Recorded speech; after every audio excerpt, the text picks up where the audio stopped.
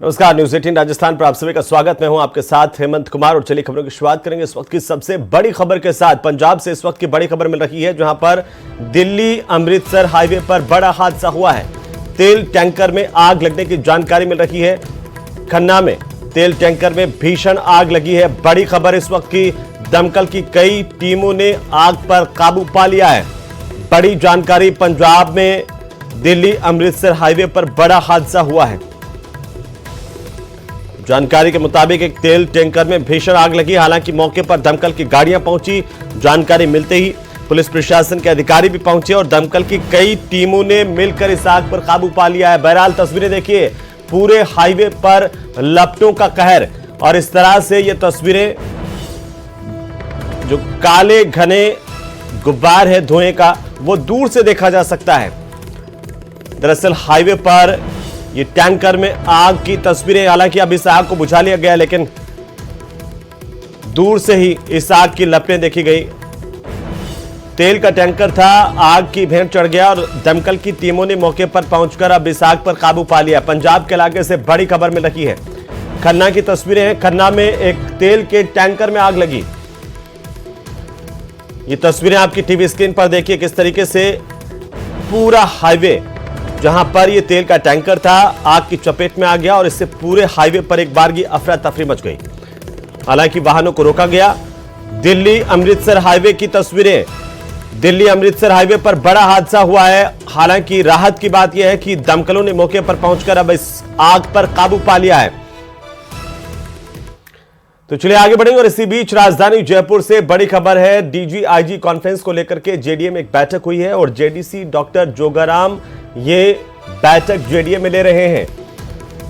IIC में तैयारियों को लेकर के बैठक की जा रही है। जेडीए के जोन उपायुक्त समेत कई अधिकारी इस बैठक में मौजूद हैं। जेडीसी जोगाराम ये बैठक ले रहे हैं।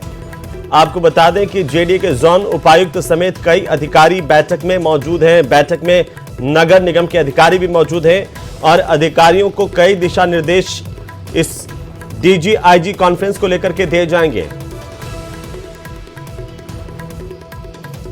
तो चलिए आगे बढ़ेंगे। नागरिकता संशोधन अधिनियम सीएए को लेकर के इस वक्त की सबसे बड़ी जानकारी सामने आ रही है, जहां पर केंद्र सरकार लोकसभा चुनाव से पहले इसे नोटिफाइड कर सकती है।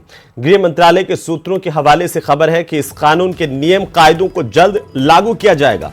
संभावना इस बात की है कि जनवरी या फिर फरवरी में सीएए के नियम लागू हो जाएंगे। सरकारी अधिकारियों का यह कहना है कि जल्द ही सीएए के नियम जारी करने जा रहे हैं। नियम जारी होने के बाद कानून लागू किया जा सकता है। पात्र लोगों को भारतीय नागरिकता दी जा सकती है। आम चुनाव से पहले बीजेपी दूसरा मास्टर स्ट्रोक चलने की तैयारी में, और इसी कड़ी में 2019 के लोकसभा चुनाव के बाद बड़ा राजनीतिक मुद्दा बना सीएए लोकसभा चुनाव के पहले लागू हो सकता है। लोकसभा चुनाव की तारीखों के ऐलान से पहले नागरिकता संशोधन कानून लागू किया जा सकता है। इसके लिए जल्द ही गृह मंत्रालय नियम तय करेगा। तो चलिए आगे बढ़ेंगे। केंद्रीय जल शक्ति मंत्री आज जोधपुर में अल्प प्रवास के लिए पहुंचे हैं और जहां से वे उत्तर प्रदेश के मुख्यमंत्री योगी आदित्यनाथ का एयरपोर्ट पर स्वागत कर यहीं से हेलीकॉप्टर से पलासनी गांव जाएंगे और नाथ संप्रदाय के चिड़िया नाथ जी के धुने पर आयोजित कार्यक्रम में शरीक होंगे। केंद्रीय जल शक्ति मंत्री गजेंद्र सिंह शेखावत ने बताया कि राम मंदिर हर भारतीय का सपना है, चाहे वह किसी भी पंथ और मजहब का रहा हो।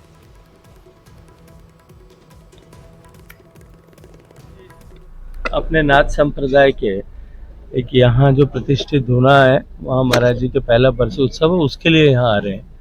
ये मुझे लगता है कि राम मंदिर से इन दोनों का तो कोई संबंध नहीं है उनकी इस यात्रा का।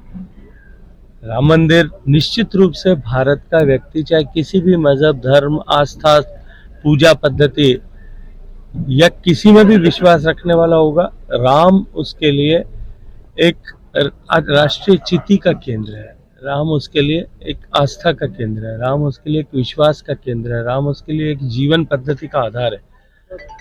मतलब भगवान राम का मंदिर बने, भारत के सभी लोग पिछले इतने सैकड़ों सालों से इसकी अपेक्षा कर रहे थे।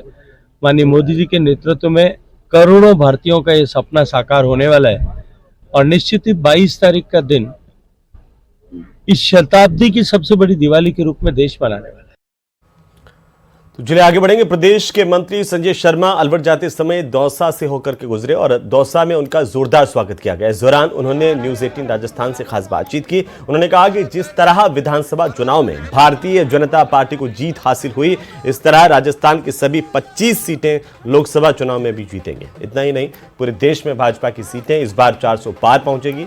इस दौरान उन्होंने राहुल गांधी की न्याय यात्रा पर भी चुटकी ली।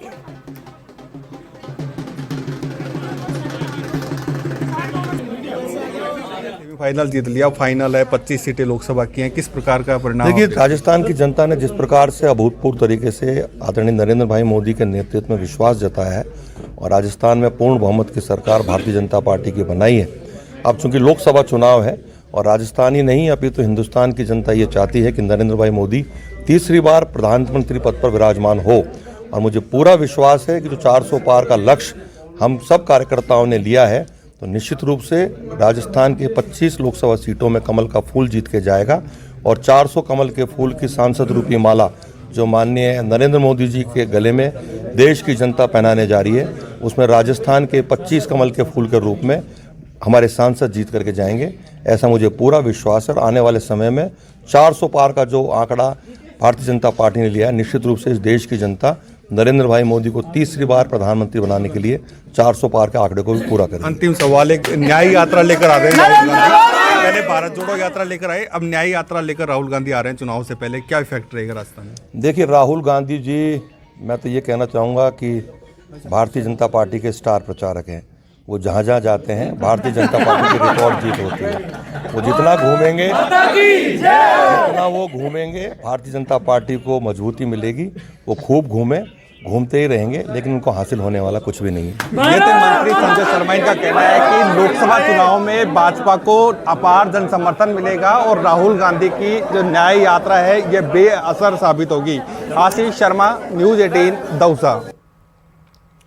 और अगली खबर सवाई माधोपुर से, जहां पर डिप्टी सीएम प्रेमचंद बैरवा को सर्किट हाउस में पहुंचने पर उनका स्वागत किया गया। यहां सबसे पहले पार्टी के कार्यकर्ताओं ने डिप्टी सीएम प्रेमचंद बैरवा का जोरदार स्वागत किया। इसके बाद में उन्हें गार्ड ऑफ ऑनर दिया गया। बाद में मीडिया से बातचीत के दौरान डिप्टी सीएम प्रेमचंद बैरवा ने कहा कि मोदी सरकार की जन कल्याणकारी योजनाओं को प्रत्येक आम जनता तक पहुंचाना उनका पहला ध्येय है। वहीं मंत्रियों को विभागों के बंटवारे के सवाल पर उन्होंने कहा कि जल्द ही यह विषय भी हल होगा और सरकार त्वरित गति से प्रदेश में जन कल्याणकारी योजनाओं का लाभ आम जनता को प्रदान करेगी। हमारी सबसे पहली प्राथमिकता हमारे माननीय नरेंद्र मोदी जी के जो जन कल्याणकारी योजनाएं हैं, उन योजनाओं को पीछे अभी 5 साल में ये सरकार उस पात्र व्यक्ति तक नहीं पहुंचा पाई थी। निश्चित रूप से हम हमारे डबल इंजन की सरकार के जरिए हम हर पात्र व्यक्ति को वो लाभ पहुंचा कि उन जन कल्याणकारी योजनाओं का और उसको समाज की मुख्यधारा में। सर, पार्टी ने मंत्री तो बना दिया, लेकिन अभी तक विभागों का बंटवारा नहीं हुआ है। क्या उम्मीद है कब तक हो जाएगा? बिल्कुल हो जाएगा। आप पहले भी यही कहते थे कि मंत्री नहीं बनाए, वो भी बन गए और वो भी मिल जाएगा डिपार्टमेंट में, कोई दिक्कत नहीं। वो हमारे माननीय मुख्यमंत्री जी का विशेषाधिकार है। सर, आज सवाई माधोपुर में आपका क्या कुछ कार्यक्रम रहने वाला है? मैं ये बालेर जाऊंगा, अभी सामाजिक प्रोग्राम है उसमें जा रहा था। निश्चित रूप से मैं यहाँ भी कार्यकर्ताओं से मिलने के लिए रूबरू। अगली खबर जयपुर ग्रामीण से, जहां पर केंद्रीय ग्रामीण विकास और पंचायती राज मंत्री गिरिराज सिंह ने सांभर लेक झील का अवलोकन किया और नमक बनाने की प्रक्रिया की जानकारी ली। केंद्रीय मंत्री गिरिराज सिंह के सांभर पहुंचने पर पार्टी के कार्यकर्ताओं ने उनका भव्य स्वागत किया। इसके बाद मंत्री ने कहा कि हमारा मिशन नमक आधारित आय के अवसर तलाश कर स्वयं सहायता समूहों से जुड़ी महिलाओं के लिए आर्थिक अवसरों को बढ़ाना है।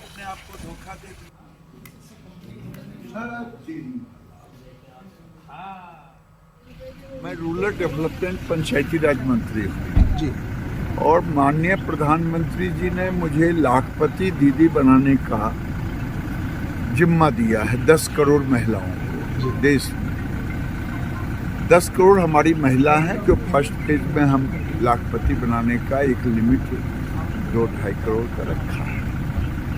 अब तो मैंने प्रैक्टिकली शुरू किया है इन मोदी का नमक, ये नमक ले जा रहा है यहाँ से। अभी मैं शुरू किया बेगूसराय में, इनके यहाँ से नमक ले जा रहे हैं, क्योंकि ये जो 10 करोड़ दीदी हैं, नमक, तेल, हल्दी, न्यूनतम नमक कहाँ से लेते? बाजार से लेते। बाजार से लेते तो साधारण नमक भी 20 रुपए में मिलते और पैकेजिंग ब्रांडिंग होता तो 25-30 हो जाता। तो मैं इनके साथ जोड़ा हूँ, यही देखने आया हूँ ये नमक बनता कैसे है और ये नमक की क्वालिटी क्या है।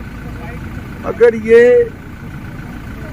ठीक ठाक अभी 2-3 खेप 600 टन ऑलरेडी जा चुका है, तो ये जब ये लोग एक्सेप्ट करेंगे तो मैं देश में जो हमारी 10 करोड़ बहनें हैं उसको कैसे, गवर्नमेंट की संस्था है भारत सरकार। अगली खबर डीडवाना से, जहां पर सुखदेव सिंह गोगामेड़ी हत्याकांड मामले को लेकर एनआईए की टीम ने जूसरी गांव पहुंचकर के जानकारी जुटाई है, जहां पर एनआईए की टीम ने शूटर रोहित राठौड़ के घर की छानबीन की है। इसके बाद एनआईए की टीम की ओर से रोहित राठौड़ के घर को सीज करने की कार्रवाई की गई। पुलिस की माने तो शूटर रोहित राठौड़ मूल रूप से जसूरी गांव का रहने वाला है और फिलहाल शूटर का परिवार पिछले 20 साल से जयपुर में रह रहा है और इसीलिए यहां पर टीम को किसी विशेष प्रकार की जानकारी नहीं मिल पाई। ये पूरा ना मकान शूटर का जिसे सीज किया गया है एनआईए की तरफ से।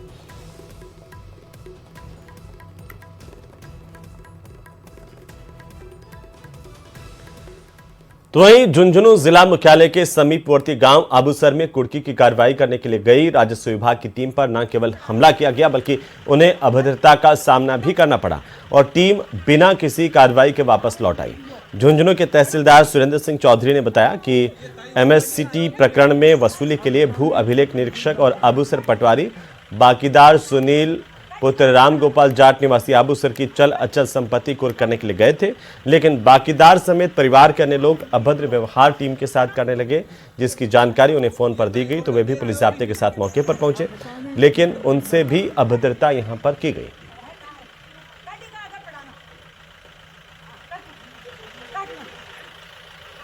एमएससीटी कोर्ट के आदेश की पालना में बकायेदार सुनील जो आबूसर निवासी है उसकी चल अचल संपत्ति कुर्क करने के लिए झुंझुनू गिरदावर आबूसर पटवारी के साथ गए। वहां पहुंचकर जब उससे संपर्क किया तो बकायेदार ने राशि भी जमा कराने से इनकार किया और कुर्की की कार्रवाई भी संपादित करने में बाधा कारित की। तो दूरभाष पर जैसे गिरदावर साहब ने मुझे बताया तो मैं स्वयं सदर पुलिस से जाब्ते के साथ मौके पर पहुंचा, लेकिन हमारे पहुंचने के उपरांत भी उस परिवार के जो बाकी सदस्य थे उन्होंने भी अभद्रता की। अगली खबर उदयपुर से, जहां पर अवैध अतिक्रमण निगम की टीम का एक्शन देखने को मिला है। नगर निगम की टीम ने शास्त्री सर्कल से लेकर के भोपालपुरा इलाके में अवैध अतिक्रमण हटाए हैं और निगम की कार्यवाही से क्षेत्र में हड़कंप मच गया। निगम की इस टीम ने सरकारी जमीन पर अतिक्रमण ध्वस्त किए। कार्रवाई के दौरान निगम के अधिकारी और पुलिस के साथ साथ होमगार्ड का जाब्ता भी यहां पर तैनात रहा।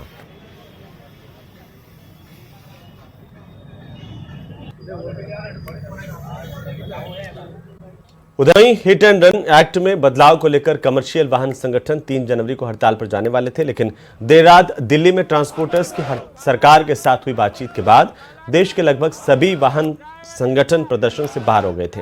लेकिन जयपुर में कुछ कमर्शियल वाहन संगठन अपनी मांगों पर अड़े हुए हैं। हालांकि कल 18 ऐसे संगठनों का दावा किया जा रहा था, लेकिन आज 14 संगठन ही प्रदर्शन में शामिल बताए गए हैं। ये पूरा मामला आखिर कहां अटका है, जानने के लिए कमर्शियल वाहन संगठनों के नेताओं से हमारे संवाददाता आसिफ खान ने बातचीत की है। हिट एंड रन एक्ट मामले में लगातार प्रदर्शन जारी है। हालांकि कल देर रात दिल्ली के अंदर ट्रांसपोर्टर्स की सरकार के साथ हुई बातचीत के बाद कुछ संगठनों ने प्रदर्शन और हड़ताल को वापस ले लिया था, लेकिन अभी भी राजस्थान में 14 संगठन जो है वो लगातार जो है वो बने हुए हैं। इनका कहना है कि हम प्रदर्शन जारी रखेंगे जब तक कानून को वापस नहीं लिया जाएगा।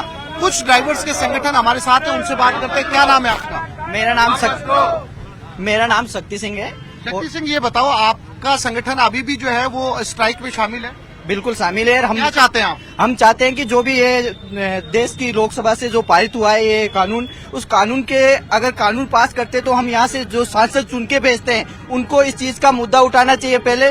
बट ऐसी नौबत आती है कि वहाँ पे हमारे हमारे यहाँ सांसद भेजा जाता है, वो कोई इस चीज का मुद्दा नहीं उठाते। एक कानून वो 5 लोग इकट्ठे होकर बनाते हैं कानून वापस। हाँ, कानून वापस। परवत सिंह, क्या आप क्यों कर रहे हो सर? ये आपसे घर वाली बात बता, जो आदमी 10,000 में महीना कमा रहा है, बुरा मत मान, बाई चांस उसके 2 साल बाद कोई 6 महीने बाद एक्सीडेंट हो गया, 10 साल जेल में रहेगा वो। आपका क्या नाम है? मेरा नाम सुमेर सिंह गंगारोत है और मैं जयपुर, मैं ट्रैक में ड्राइवर हूँ, एसोसिएशन से जुड़ा हुआ हूँ। हमारी मांग ये कि जो भी काला कानून लिया है इसको वापस किया जाए, ये हमारे ड्राइवरों के हित में नहीं है। और रन एंड नीट को ये तमाम अलग अलग संगठन के ड्राइवर से, कोई टैक्सी एसोसिएशन से, कोई मिनी बस एसोसिएशन से है, अलग अलग तरह के ड्राइवर्स यहाँ पर खड़े और इनका साफ तौर पर कहना है कि कंफ्यूजन की जगह ये साफ किया जाए कि कानून को वापस ले लिया गया है, क्योंकि एक ड्राइवर जो 10 से 15 हजार रुपए की तनख्वाह पाता है वो इतना बड़ा जुर्माना कहाँ से चुकाएगा।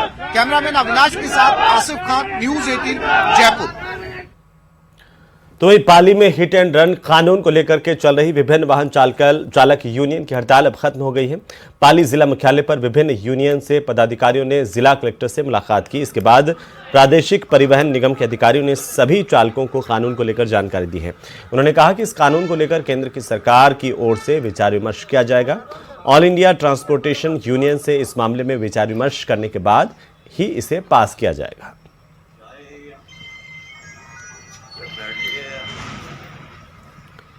तो हिट एंड रन कानून में हुए बदलावों के बाद देश भर में विरोध प्रदर्शन और चक्का जाम जैसी स्थितियां बन गई थीं, जिसके चलते अजमेर में बस और टैक्सी यूनियन की ओर से 3 जनवरी को यातायात बंद रखने का आह्वान किया गया था। वहीं सरकार के नए हिट एंड रन कानून के अभी रोक लगाने के बाद सभी स्थानों पर बंद के आह्वान को वापस ले लिया गया। यूनियन के पदाधिकारियों ने बैठक के बाद यह फैसला किया। इस दौरान शहर में यातायात के हालातों का जायजा लिया है हमारे संवाददाता ने।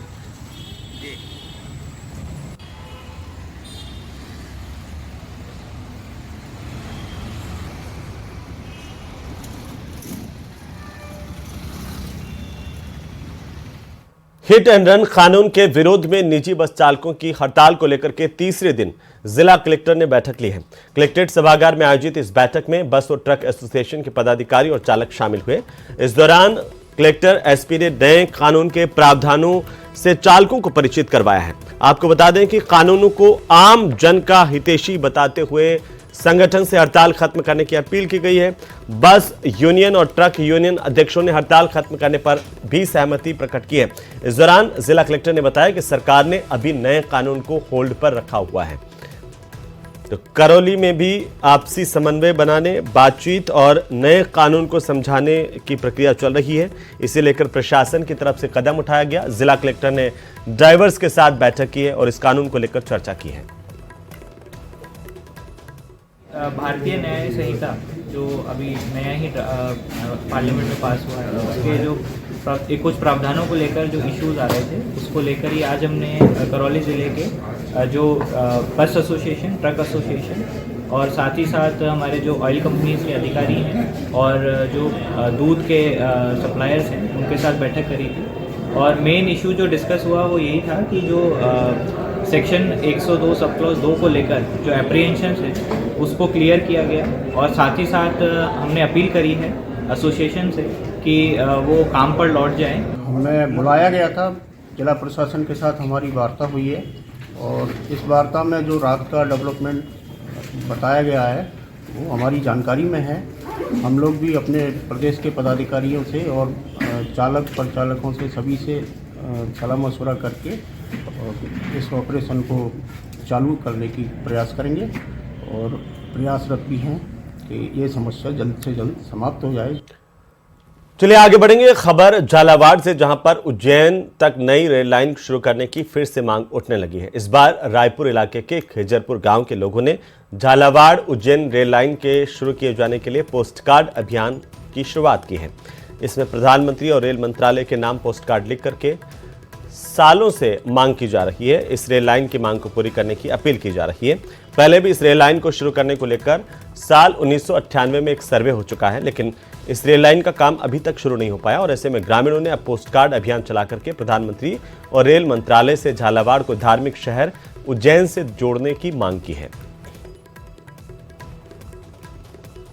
झालावाड़ रेलवे लाइन जो बहुप्रतीक्षित रेलवे लाइन परियोजना है, जिसकी मांग करने हेतु हम प्रधानमंत्री जी को एक ये मांग रखते हैं, जो लेटर के द्वारा उनको अवगत करा रहे हैं। उज्जैन से झालावाड़ तक की सारी जनता मिलके एक 150 किलोमीटर का क्षेत्र है पड़ता है। यहाँ से यहाँ के लोगों को बहुत अच्छा फायदा होगा इस रेलवे लाइन निकलने से। ये क्षेत्र पड़ता है, पूरा क्षेत्र में कोई रेलवे विहीन क्षेत्र है ये। यहाँ के लोगों को रेलवे लाइन निकलने से रोजगार मिलेगा और यहाँ ये क्षेत्र पूरा विकासशील हो जाएगा। चलिए आगे बढ़ेंगे और अब खबर देखेंगे सर्दी के सितम की, जहां राजस्थान में एक बार फिर से सर्दी ने अपने तेवर दिखाने शुरू कर दिए हैं। मौसम विभाग ने अलग अलग जिलों में गाइडलाइन जारी की है और सर्दी से बचाव की लोगों से अपील भी की है। अजमेर की बात करें तो यहां पर तापमान 8 डिग्री से नीचे पहुंच गया है। शीतलहर की वजह से आम जनजीवन अजमेर में अस्त व्यस्त नजर आया। वहीं सर्दी से बचाव के लिए लोग अलाव का सहारा लेते दिखाई दिए। अजमेर से हमारे संवाददाता ने नया बाजार में लोगों से बात की, सर्दी को लेकर के उनके हालचाल जाने। गरम पराठे खा के निकल रहा है। अजमेर में सर्दी का सितम एक बार फिर बढ़ने लगा है। तापमान 8 डिग्री के नीचे पहुंच गया है। अजमेर में अलग अलग स्थानों पर लोग अलाव तापते हुए नजर आ रहे हैं। अभी दोपहर होने वाली है, इससे पहले ही आप देखेंगे यहाँ पर तमाम जो लोग हैं अलग अलग दुकानों पर पहुँच रहे हैं और बाजार में जो रौनक होनी चाहिए वो दोपहर तक नहीं है। सभी जो हैं यहाँ पर गर्म और खाद्य पदार्थों की ओर दौड़ रहे हैं क्योंकि सर्दी का ये मौसम है। आप देखेंगे ये है एक दुकान है जहाँ पर मशहूर दुकान है, यहाँ की तमाम जो चीज़ें हैं वो खत्म हो चुकी हैं और लगातार यहाँ पे ग्राहकी जो है गर्म खाद्य पदार्थों के लिए बढ़ी हुई है। किस तरह की सर्दी है यहीं पे जानते हैं कुछ लोगों से। आज जो सर्दी है ज़्यादा है? ज़्यादा है। किस तरह से बचाव कर रहे हैं? बचाव कर रहे हैं, लगा रहे हैं, गर्म चीज़ें खा रहे हैं और शाम को जल्दी घर छुट्टी करके चले जाते हैं। कुछ ऐसी दुकानें हैं जहां पर प्रमुख रूप से जो है कचौरी पकौड़ी की दुकानें हैं और वहीं पर जो लोग हैं उसका आनंद लेने पहुंचते हैं। सर्दी के आनंद के साथ साथ, बढ़ती सर्दी के आनंद के साथ साथ ये जो आनंद है अलग ही नज़ारा पेश करता है। कैमरा पर्सन कुशल सेन के साथ अशोक सिंह, न्यूज़ 18 अजमेर। तो चलिए आगे बढ़ेंगे और इसी बीच चित्तौड़गढ़ से बड़ी खबर मिल रही है, जहां पर दुर्ग की तलहटी में एक युवक का शव मिला है। आपको बता दें कि मानपुरा गांव के पास में युवक का शव मिलने से सनसनी फैल गई। दुर्ग की तलहटी के इलाके में युवक का शव मिला है। सूचना के बाद कोतवाली थाना पुलिस मौके पर पहुंची है। शव को जिला चिकित्सालय की मोर्चरी में रखवाया गया है। सिर पर चोट के निशान होने से इस युवक के गिरने की भी संभावनाएं हैं, लेकिन अभी जांच के बाद ही साफ हो पाएगा कि ये शव आखिर कैसे यहां तक पहुंचा, इस युवक की मौत कैसे हुई, क्या ये हत्या है या फिर मौत है, इसे लेकर के भी पुलिस पड़ताल कर रही है। और इसी बीच अलवर के बैरोड से बड़ी खबर, जहां पर बिजली नहीं आने से परेशान ग्रामीणों की तरफ से प्रदर्शन शुरू कर दिया गया है। किसानों ने पावर हाउस के गेट पर ताला लगा दिया और प्रदर्शन किया है। गेट पर ताला लगाकर किसान विरोध प्रदर्शन कर रहे हैं। बिजली विभाग के अधिकारी भी जानकारी मिलने पर मौके पर पहुंचे। ग्रामीणों से समझाइश का दौर फिलहाल जारी है। बड़ी जानकारी इस वक्त की, फसलों की सिंचाई के लिए किसानों को समय पर बिजली नहीं मिल पा रही और इसी से किसान आक्रोशित हैं। ग्रामीणों से समझाइश का दौर चल रहा है। बैरोड के तसिंग गांव का मामला है। और इसी के साथ इस बुलेटिन में फिलहाल इतना ही। आप देखते रहिए न्यूज़ 18 राजस्थान, जहां पर खबरों का सिलसिला लगातार जारी है। नमस्कार।